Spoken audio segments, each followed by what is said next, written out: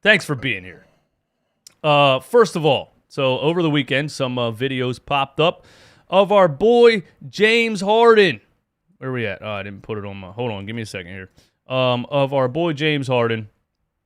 Some workout vids, okay? Obviously, the biggest question going into the Sixers season, I think outside of, like, can Joel Embiid finally be healthy? Can this happen? Can that happen? The biggest question, and maybe the biggest X factor, is the level of James Harden. Once this upcoming season, what is the level of James Harden, right? If you get, in his own words, the elite level, James Harden, in his own words, the elite level, if you get the elite level of James Harden, and Superhero said it right before this in the chat, before this stream, before I popped on here, if you get the elite level of James Harden, the conversation completely changes. Completely changes. Now, I don't want to go crazy about a couple of workout videos, but I do just want to point out that I don't think I've seen James Harden this slim since Houston. Yes, I said that. I don't think I've seen James Harden look this in shape since he was wearing a Houston Rockets jersey. So take that information, let that marinate, let that give you some kind of positivity and a good feeling when you talk about the Philadelphia 76ers today. I'm not saying he's going to be Houston Harden, but I have not seen him look this in shape since Houston. So here's one of the workout vids over here on Twitter, doing the weighted sprints. And look, man, you know, a lot of his issue last season, and even he said it himself, was the hamstring. You know, he said, I haven't been able to have a full off season of work. I haven't been able to focus on basketball and training because I was rehabbing the hamstring. And now you see these workouts, and you see that his hamstring looks 100% healthy because he's putting a lot of weight, a lot of pressure, and a lot of stress on the hamstring in these videos to get to work. And that was his intermediate goal, right? I got to get that hamstring 100% healthy because I can't do the extreme, I can't do the really high-end, high-intensity workouts that I want to do to get back in basketball shape if that hamstring's not right. So you see these workouts, and you say to yourself, hey, that hamstring looks good to me. You couldn't do weighted sprints like that if that hamstring was nagging. So I think his hamstring is finally 100% healthy, and he's getting back to the workouts that are really, you know, getting him in basketball shape, in NBA shape, in elite form.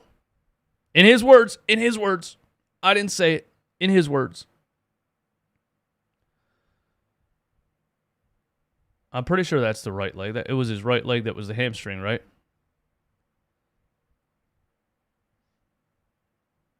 Yeah, so listen.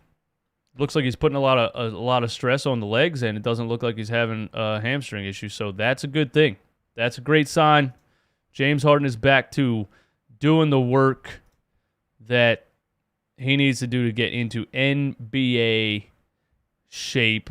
And in his words, get back to an elite level that I know I can be at. That's what he said. That's what he said. Hey, Andre Oliver, thank you for the super chat there, man. Much appreciated. Thank you for supporting always. You hear the rumor that Harden was in a club from 1 p.m. to 4 a.m. I did not hear that rumor. I also don't care because, you know, when I'm seeing these videos of the work that he's putting in, guess what? You're not going to take... He shouldn't take a day off? What if he put in work? First of all, I'm active in the gym. I like to lift weights. I've studied it for a long time, the better half of 20 years, okay? one of the main things is rest. All right?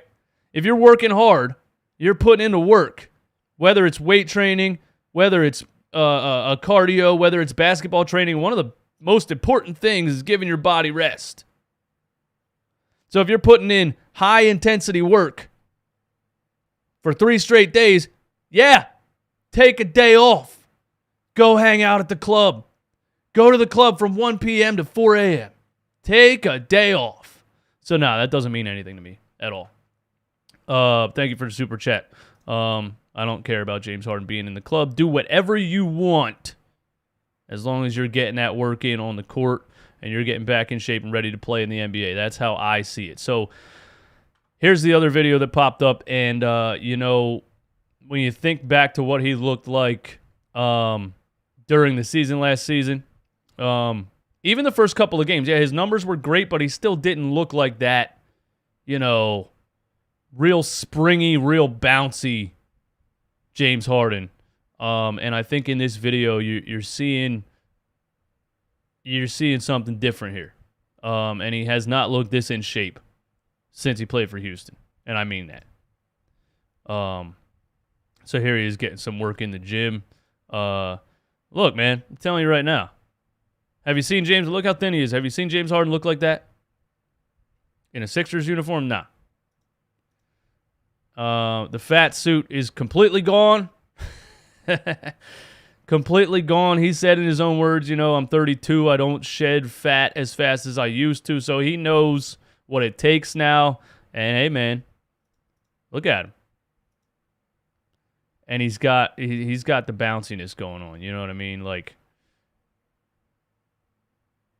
I'm seeing the bounce from James Harden in this workout video, man. That's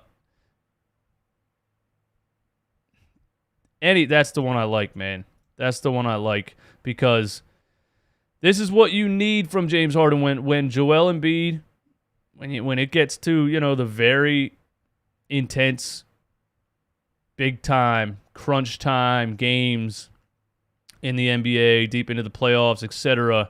And Joel Embiid's being double teamed, triple teamed. This is what you need from James Harden. This is what you thought you were getting from James Harden. You need that guy that can come down the floor with the ball in his hands and do his part. You know what I mean?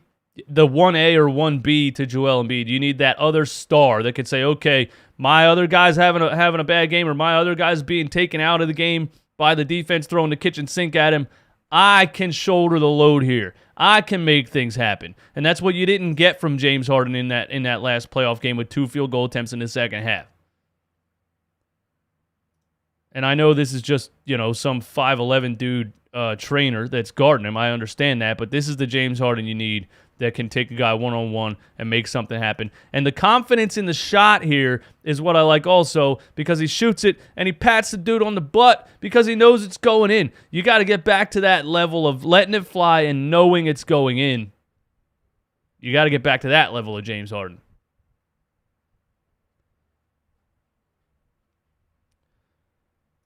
That's beautiful. That's all I'm saying. That gets me excited. That gets me excited, man. What you guys think in the chat, man? What you guys think? How you guys feeling about this James Harden workout videos? It was only a total of like a minute. Can't even believe I just sat here and talked for like 10 minutes on a 1-minute workout video, but I did it. Shout out to Eastwood. Shout out to I Test Eastwood. You know what I mean? Harden is a human, not a cyborg. Septembers, what's up? Harden Maxey can be the best backcourt in the league. Let's go!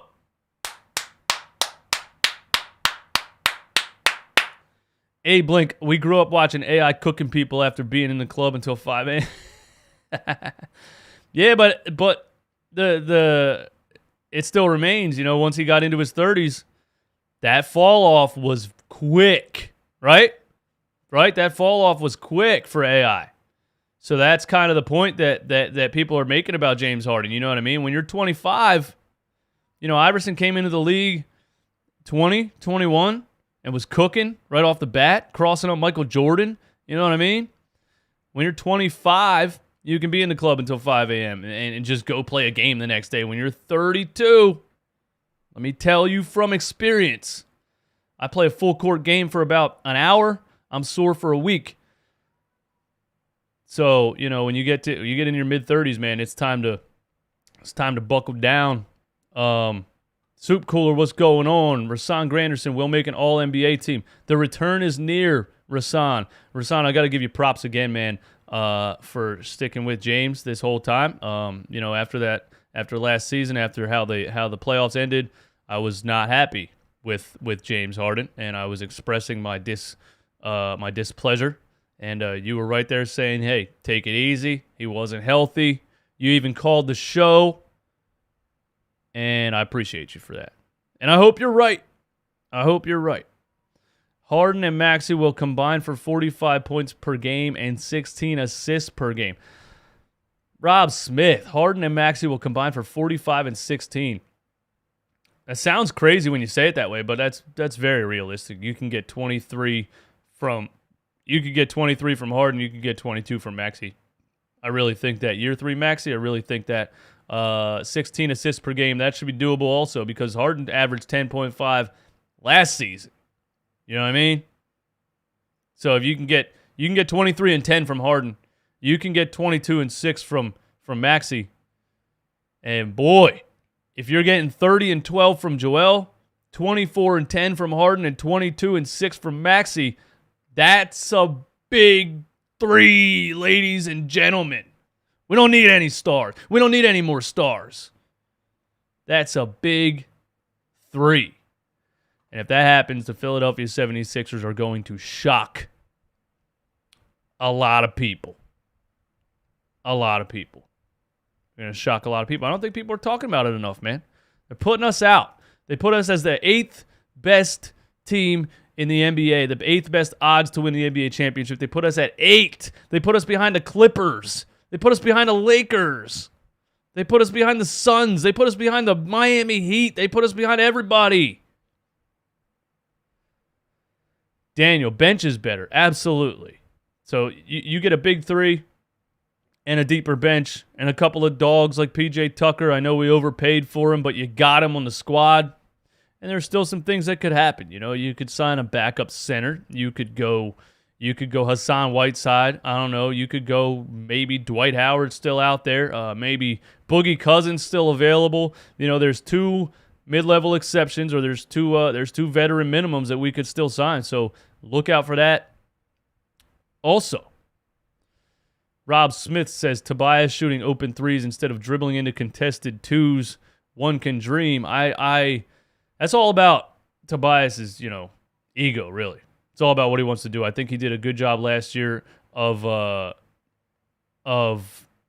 attempting that. I think he did a good job last year of trying to mold his game to play, to fit in between James Harden, Joel Embiid, Tyrese Maxey. I mean, Tobias Harris is not a dumb person. He's a smart guy. He knows what's up. He knows what role he has to play to fit into this offense. And so I think he made attempts at doing that last season in just 2 months with Harden being on the team. So with a full offseason of Tobias, and everybody working together, working on that same role, that same I need to be more of a catch and shoot guy. I need to be more of a quick trigger. I need to be more of a floor stretcher. If you get all 3 of that, and then you get Tobias fitting in and playing his part, because you can't trade him because the contract's too much for his value. I'm right there. I'm right there with you. Whiteside is way too expensive. Why would Whiteside be getting a bag? Why would Whiteside be getting anything? Does he have value? Hassan Whiteside? Why would Hassan Whiteside have value? Isn't that dude washed?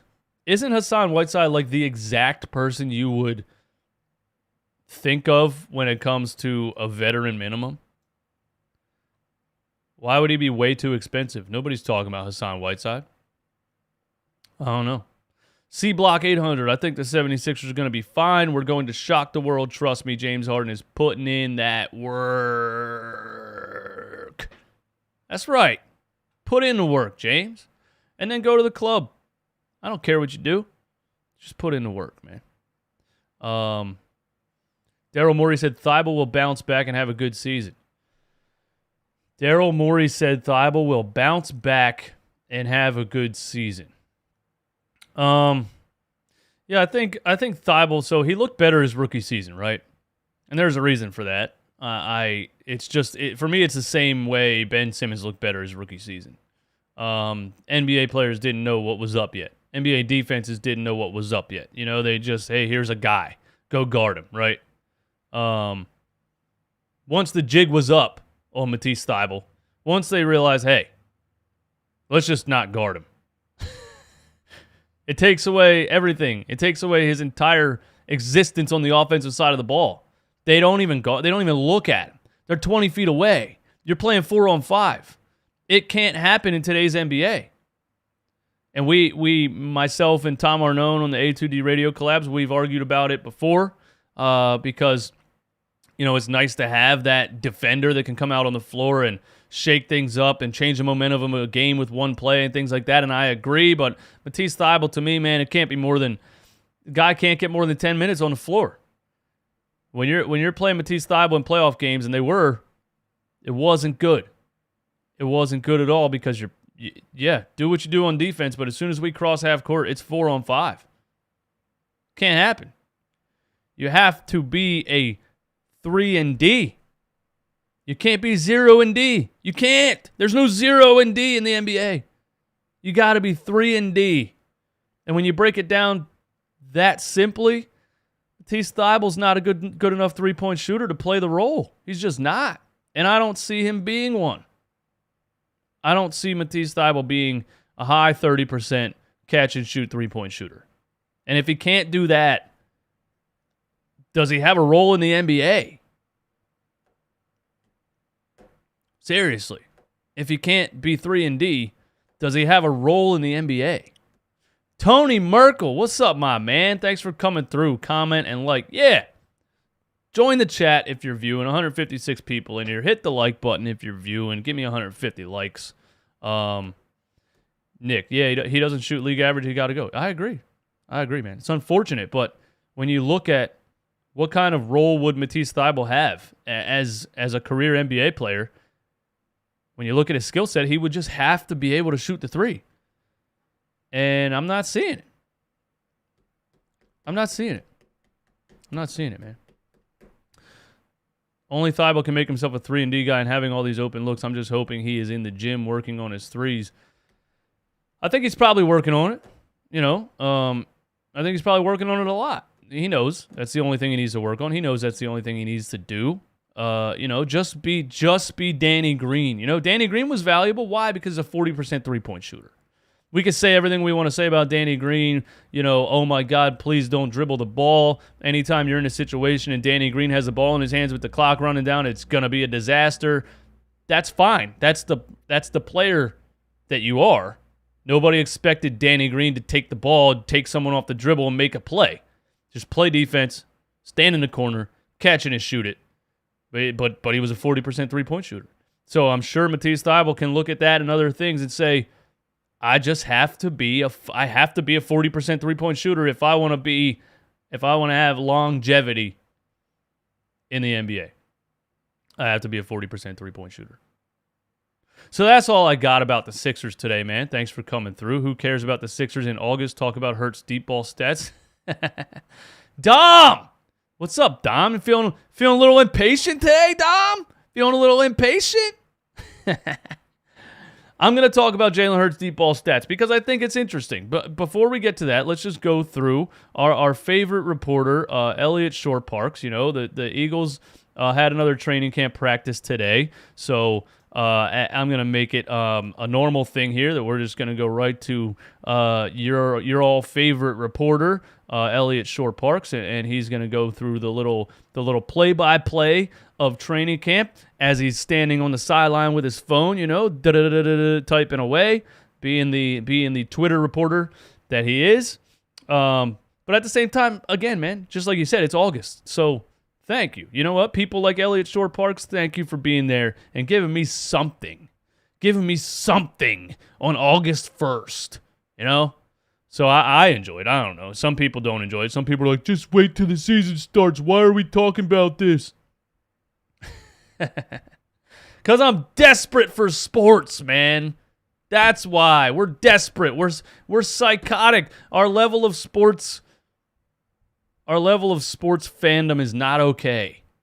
That's why we're reading Elliott Shore-Parks' tweets on August 1st. Okay? Day 4 of training camp.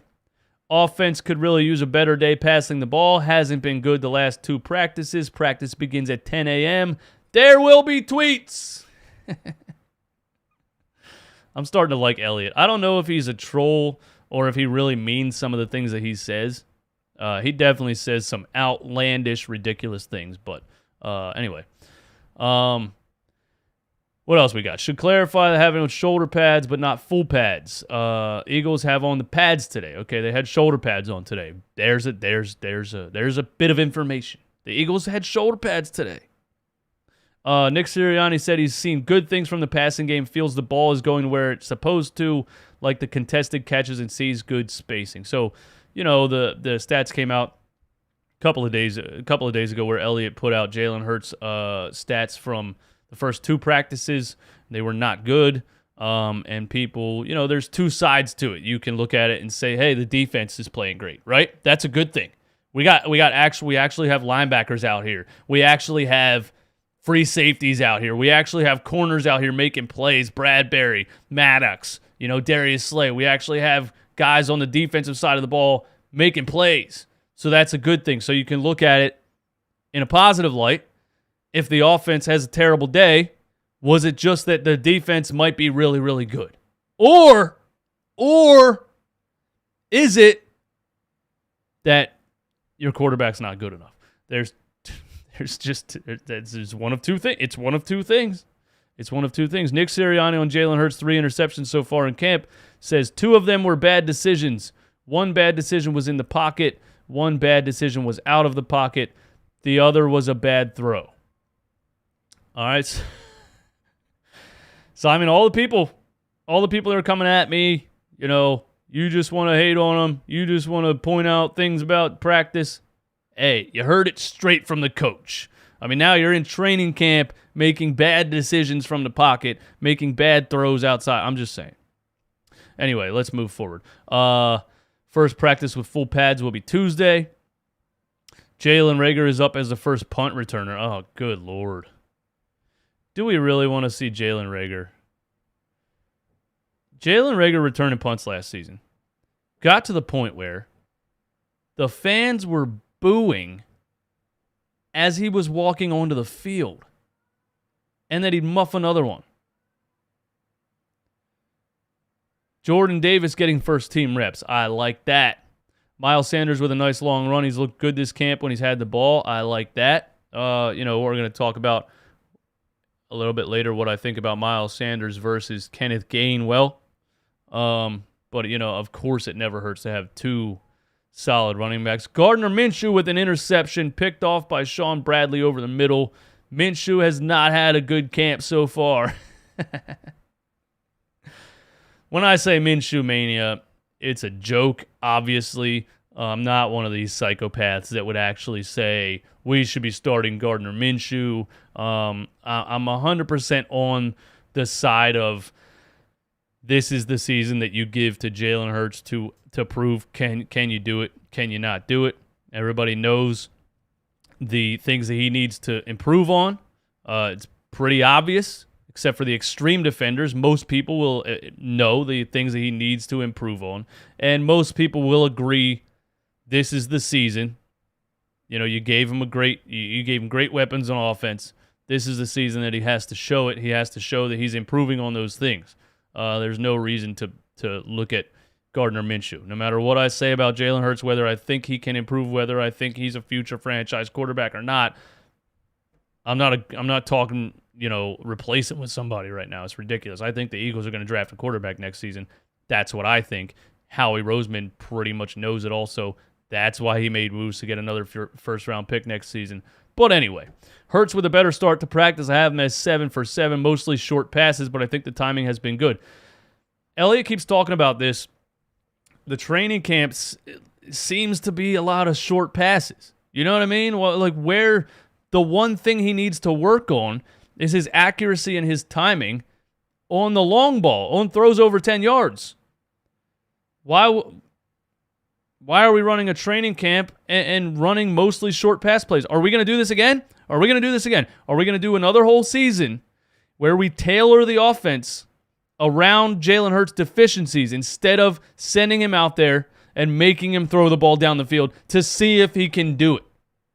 Last season, we tailored the offense to hide his deficiencies. We made it once we started the season 1-4, 2-5, whatever it was, and then we switched it up and started running the ball 60 times a game.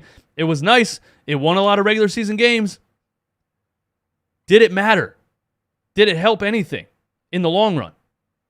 No, hiding Jalen Hurts' deficiencies does not help him, does not help the team, doesn't help anything. It might win a couple regular season games against bad teams, congratulations, but it doesn't actually mean anything at the end of the day.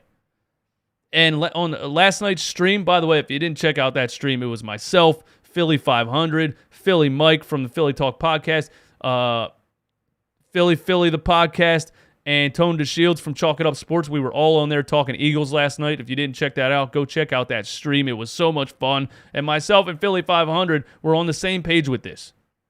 The Philadelphia Eagles should be out here throwing the ball 60-40. They should not be a run-heavy offense again because it doesn't help you in the long term.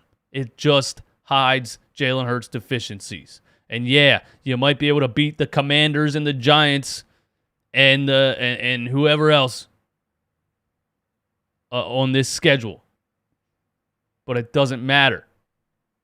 Make him throw the ball. Make him throw the ball. That's where I'm at with it. Anyway, mostly short passes. I don't like that. I don't like to hear that. Practices over Hurts was okay. Once again, the passing offense was mostly short, intermediate passes. The one or two deep shots didn't go well. What am I supposed to say? What am I supposed to say? All right, so there was Elliot Short-Parks tweet, yes, a couple days ago, on Jalen Hurts through his first three practices. All right, he was 36 for 51 with 4 touchdowns, 3 interceptions. Really strong first practice, but the passing offense has been disappointing the last 2 days. Very little success, anything beyond 10 yards. That's important right there. Very little success with anything beyond 10 yards. That's very bad. That's very bad. I don't care what anybody says about it. That's not good. You're in year 3 of the NFL right now. Year 3 in the NFL. He's had these issues 4 years through college. Rookie year. Second year. Year 3 in the NFL right now. Year 3. Very little success with anything beyond 10 yards. That's not good. Anyway, somebody replies with some charts. And I looked at them and I said, wow, these charts are interesting. Because, people can look at overall stats. People can say, because this is what I've been saying for 2 seasons, okay? He does a lot of things well. A lot of things well. He struggles to make throws in the NFL. He does a lot of other things well, so you can talk about his combined yardage. You can throw in rushing stats and rushing touchdowns if you want to. You can throw in all that stuff if you want to make an argument, if you want to reach to make an argument. But these charts right here are important because they point out, they pinpoint what I'm talking about with what he struggles with. All right, so the first chart, and I can't get them full on the screen. I'll get them full on the screen so you can see them. Okay, let me adjust this real quick. I'll get them full on the screen so you can see it because you need to see these charts because they point out, they pinpoint what I'm talking about. These charts pinpoint what I'm talking about, and I need you to see it. Okay? The first chart here is 2021-2022 deep ball project. All passes of 21 plus yards. Again, you could take the stats, the overall stats, compare them however you want to compare them. Completion percentage, and I said it when I was arguing with my guy, Victor Williams, on the Philly pod, and he's pointing out the completion percentage, and I said everything needs context. You can have a 61% completion percentage if you're mostly throwing slants and screens and passes under 10 yards, passes under 15 yards. So here you go. 2021-2022, all passes of 21 plus yards. Rankings based on accuracy percentage. Number 1 in the NFL at a 67% accuracy on balls over 21 yards is Josh Allen. 67%. Now, there should be a minimum number of attempts because you got Justin Fields up here and he only went 18 for 30. You know what I mean? So there should be a minimum number of attempts. I would say, anybody with over 40 attempts, probably maybe closer to 50 attempts should be on this chart. But look, man, Josh Allen, Justin Herbert, Patrick Mahomes, Joe Burrow, Dak Prescott, Kyler Murray, Daniel Jones is there on 10 for 18. He should 18 attempts the whole season? That's what the Giants are doing. I don't want to be the Giants. I don't want to run a whole offense for an entire season hiding the quarterback. 18 attempts. Come on, man. Anyway, down at the bottom on 56 attempts is Jalen Hurts. 16 for 56. 28% on balls over 21 yards. 28% on balls over 21 yards. These are the things that he has to improve on this season if he's going to be an NFL quarterback. Here's another one.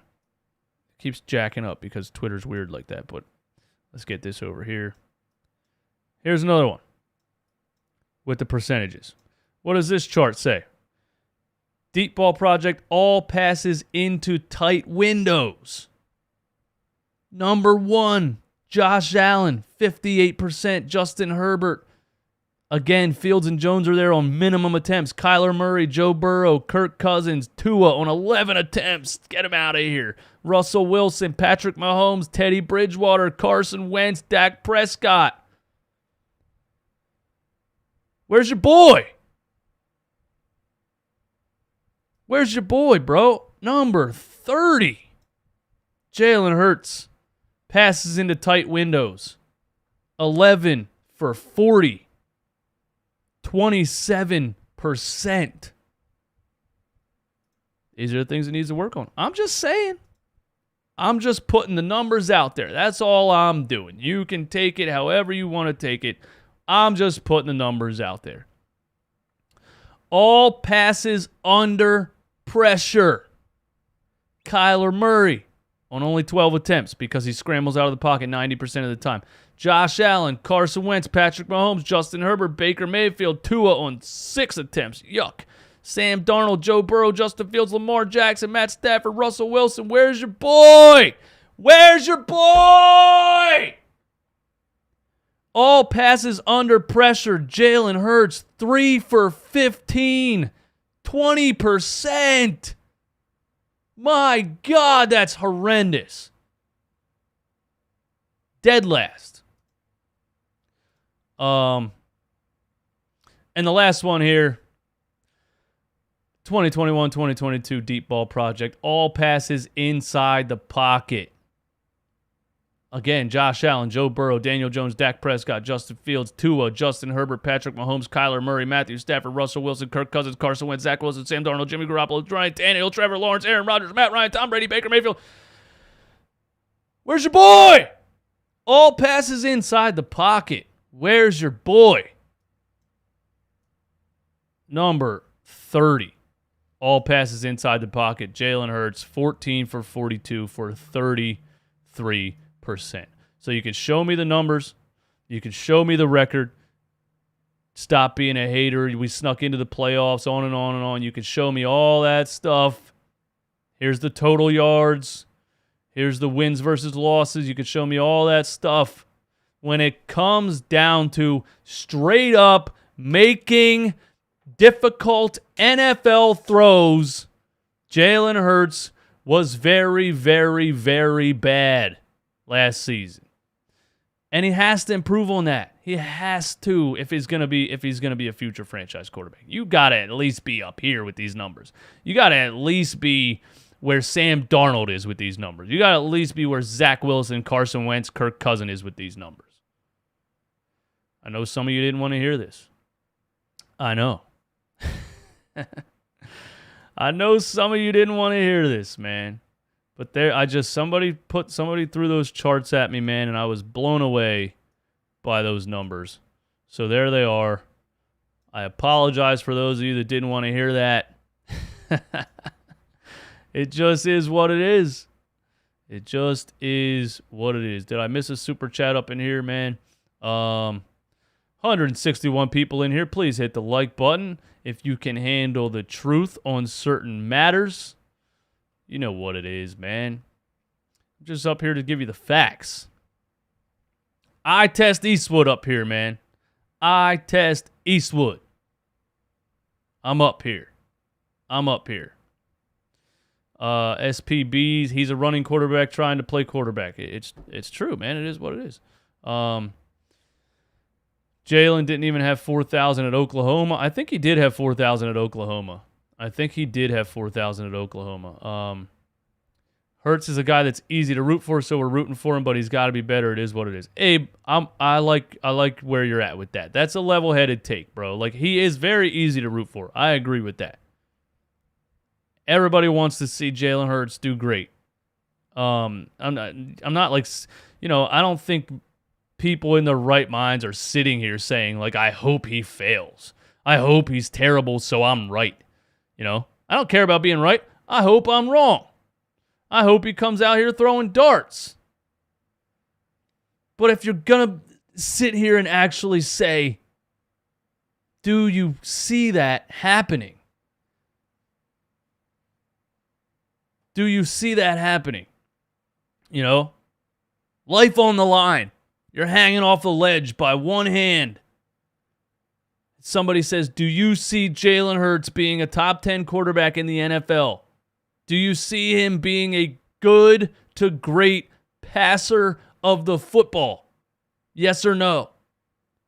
You gotta go no, man. There's no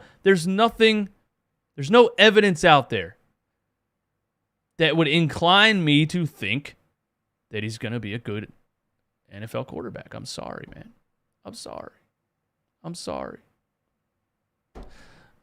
man. I hope he does. But, you know, I hope he does, but we'll see. We'll see, man. We will see. Of course, it's just training camp. Man. There's a long way to go. There's still a lot left of the offseason for him to get things together and improve. But you if you're going to sit here and say this has been good so far, you're lying to yourself. If you're going to sit here and say this training camp has been good, you're straight up lying to yourself. I'm sorry. One more topic I want to bring up, because I had a hot take last night on the show with Philly 500 and Tone DeShields and Philly Mike and Castro from the Philly podcast, and I had a hot take. And I said, if I was a betting man, I would bet that Kenneth Gainwell has more carries than Miles Sanders by the end of this season. If I was a betting man, I would bet that Kenneth Gainwell has more carries by the end of this season. And there's a couple reasons I believe that. First of all, Miles Sanders entering the final year of his contract. We don't believe that the Eagles are going to pay him after this contract. We don't believe the Eagles are going to pay him, probably because Nobody pays NFL running backs anymore. It's just what we're getting to. Unless you're a Derrick Henry, unless you're a big-time game changer, at running back, you're just going to go get another 22-year-old out of the fifth round, like Kenneth Gainwell. All you need is an offensive line that can open holes, a guy that can take the ball and run straight through it. So I don't think they're going to pay Miles Sanders. So I wouldn't be shocked. Gainwell is getting first-team reps in practice. Bravo, you're absolutely right about that. I wouldn't be shocked if the Philadelphia Eagles try to inch toward Gainwell being RB1 as you get through this season, anticipating Miles Sanders not being here anymore. Do they trade him? Do they? I don't know what they do. But it just sucks because Miles Sanders has a lot of talent, but the fumbling issues, the drop passes issues, and the health issues are the things that are just flat out make him not very valuable as an NFL running back, and that sucks, and I hope he can turn that around. Miles Sanders, in his own words, said, "I'm playing all 17 games this season." That's what he said. Now, you could say that all you want, but he said, in his own words, "I'm playing all 17 games this season because I don't like missing games." Yeah, we don't like you missing games either, bro. It's not your fault, but you just get hurt all the time. It's not your choice. It's not your choice. You just get hurt all the time. We would love for you to play all 17 games. I would not bet $1 on that happening. But that's one of the reasons I think Gainwell eventually becomes RB1 as we move through the season. Now, another reason is this. I think Kenneth Gainwell's running style fits the Philadelphia Eagles better than Miles Sanders' running style. The Eagles have a fantastic offensive line. Their running game is at the top of the league. All of the past couple of seasons. Last season, because we tailored the offense to be run heavy once we started out poorly, because we had to. I think a lot of that was Nick Sirianni's rookie season as a head coach. He's like, I can't go out here and be 2-15. I got to win some games. So I got to tailor this offense to how I think I can win some games so I don't get fired after year one. You know what I mean? So it's like he's trying to save his own job. Oh, man.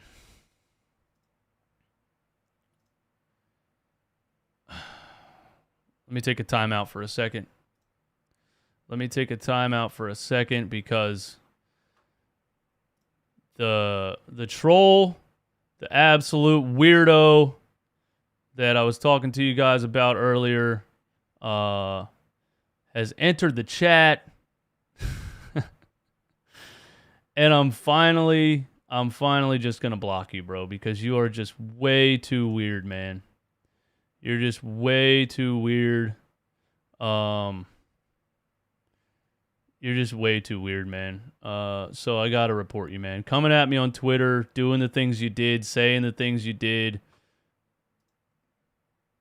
This is the first time in my career on YouTube reporting somebody. That's the first time. That's the first time I've reported somebody on YouTube. But you came at me on Twitter, you did the weird things that you did, and then you started to go find my personal information and made weird, super weird. So that's the first time I reported somebody on YouTube, but he deserved it. So get him up out of here. He's a loser. Let's move on. I want to show you a couple of things when I'm talking about Kenneth Gainwell and Miles Sanders, and there's a couple of clips on Twitter that I came across that kind of explain what I'm saying. So let me just find this tweet real quick. Couple of clips that kind of explain what I'm saying. I can find it. J Moyer FB. Miles Sanders. Miles Sanders struggles to execute the most basic reads. Missed opportunities matter. So here's a clip. I'll show you that. You know, it's one clip and it's from his rookie season, I believe.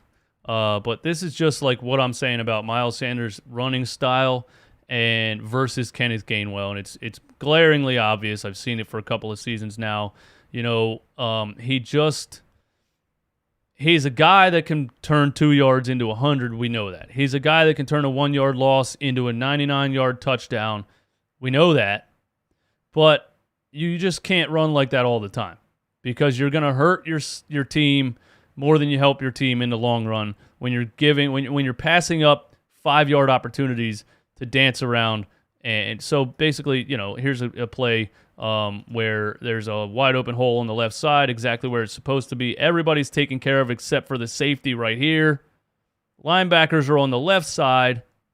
I mean, all you do is take the ball and blast through this hole right here, and then you got one man to beat. This is a touchdown ball, actually, if he just hits that hole. But he cuts back to the right into the linebacker, and it's you know what I mean? Like these are the things that Miles Sanders has had issues with and still has issues with.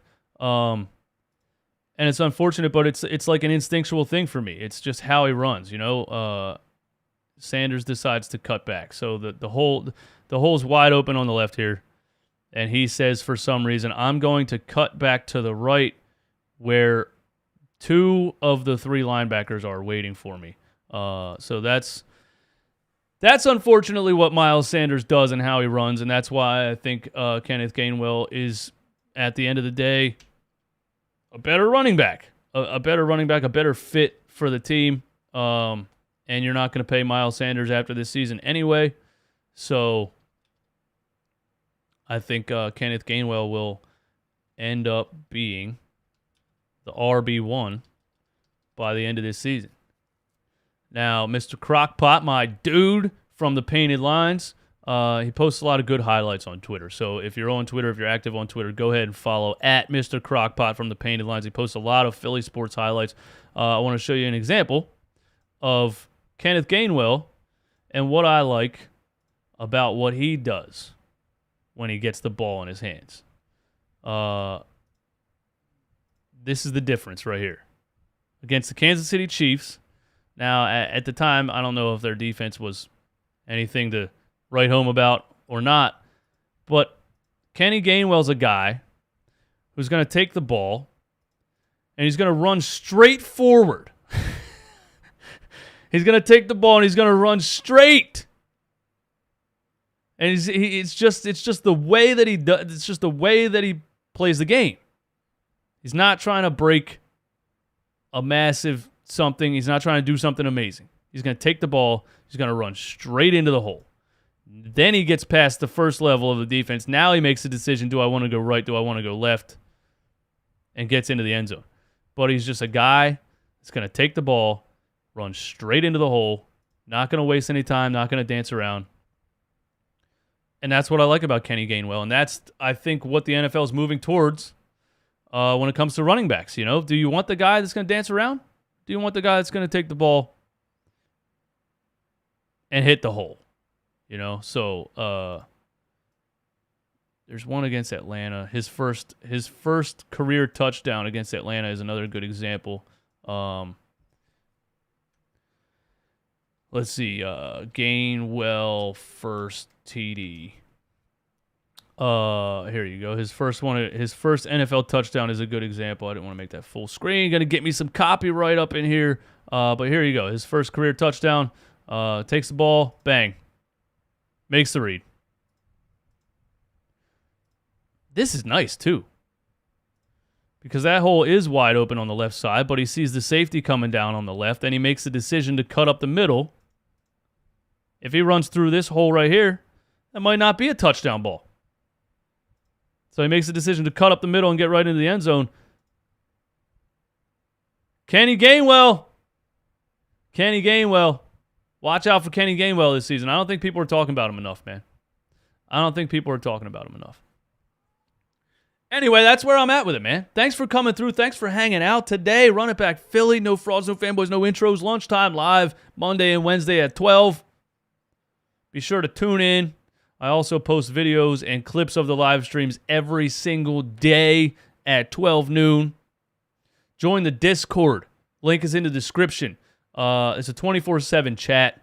You can keep up with everything. We chop it up in there. We go back and forth. The Discord has been so much fun. I promote the videos in there. I ask you guys for talking points. I ask you guys for topics on streams and videos, things like that. So join the community. Join the Discord. The link is in the description. And when we do live callers on the show, a lot of times I'll go in the Discord and just click on the voice channel and get some of you guys that are hanging out in the voice chat and throw you on the show and have the conversation. So join the Discord. Anything else you guys got in the chat? Kenny G is going to take a big leap this year. I'm excited. Abe Link, I agree. I like Miles, but he tries to do too much every single play. Yeah, it sucks. It's just the way that he plays, man. There's a cult around Jalen Hurts. I agree. It's weird. It's weird. It's weird. It's weird, bro. It's straight up weird. Like, I have people on Twitter actually telling me they're going to find me. I got people on Twitter telling me locations and places I've been because they're searching for me. What are you talking about, bro? Idiots, man. Idiots. Oh, I didn't put the link in there. I didn't put the Discord link in there, man. My bad. It's on some other videos, but actually, I'll go put it in there right now. I'll go put it in there right now for you to join the Discord. Let me go get it real quick. I'll paste it in there for you, and you can join the Discord. Yeah, I was supposed to put my Manscaped link in there too, man. I'm failing. I'm failing. Manscaped, don't fire me. Don't fire me. It was an accident. Boom. Save. There we go. So the Discord link is in the description now. So if you want to join the Discord, you can go ahead and do that. I would advise you to do that. Yeah, that's all I got, man. 150 people still in here. Please hit the like button on your way out. I love you guys. Running Back Nation, you are awesome. For me to, I go so hard on the Sixers content during the Sixers season that the YouTube algorithm doesn't like me a whole lot when I switch back and go to talk birds. Sometimes I think maybe I should make 2 separate channels just because of the YouTube algorithm.